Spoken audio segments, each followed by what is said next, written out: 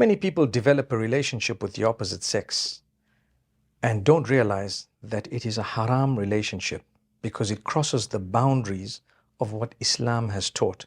Yes, interaction with the opposite sex is permissible within certain limits, but to flirt and thereafter to slide into the DMs and thereafter to start saying inappropriate things, to promise someone, I love you too, and so on, I miss you, I take care of you, I do this, I do that, and then this person says this and that person says that, and so on. That's brewing a relationship that probably will end up in a lot of sadness and perhaps a lot of anxiety or depression at times.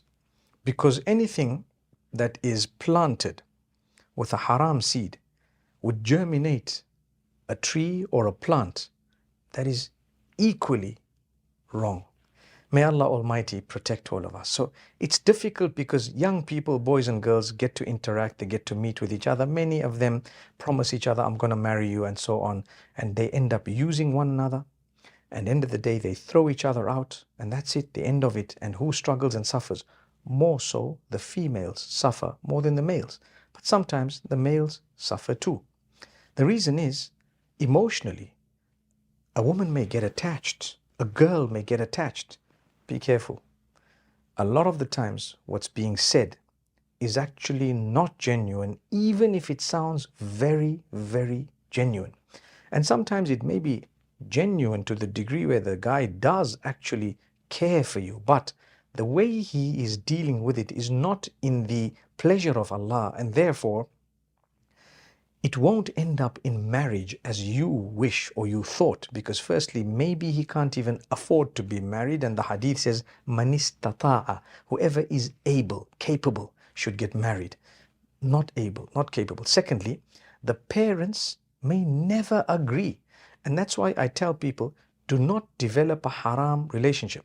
And if it does ever happen, then it better be someone whom your parents would really be proud of, the fact that that person's come to ask for my daughter's hand in marriage. We're not condoning it at all, but if you are going to tell someone to speak to my father, let it be a person whom your father's going to be proud of. Your father's looked after you for years and decades, and he's provided for you, or your mother or your family members, they've provided for you and taken care of you. Why would you make such a big blunder as to spoil everything on the last leg of your living in with them by bringing in someone whom you know is a disaster? Nobody's going to agree. Nobody would want to look towards a person of that nature at times. However, there is another problem. Because of the haram, if it did go in that way, because of the haram, sometimes Allah subhanahu wa ta'ala doesn't want it to continue beyond a point. So it doesn't. And the sad part is when you've been used in the sense that it's become deeper than anything. It's reached the limit. Zina was committed. If that's the case, then wallahi, to come back at times is very, very challenging. In fact, it may cause lots of anxiety, lots of hardship and difficulty. All I can say is seek the forgiveness of Allah, for indeed He is most forgiving, most merciful, but it will definitely have an impact upon you, because you know deep down, you know what happened here? And this person came in and they promised me X, Y, and Z. That's because you were also a part of it. You allowed it to a degree. No, but they promised me. But you allowed it to a degree. You were told already, don't believe the promises, especially promises made by young guys.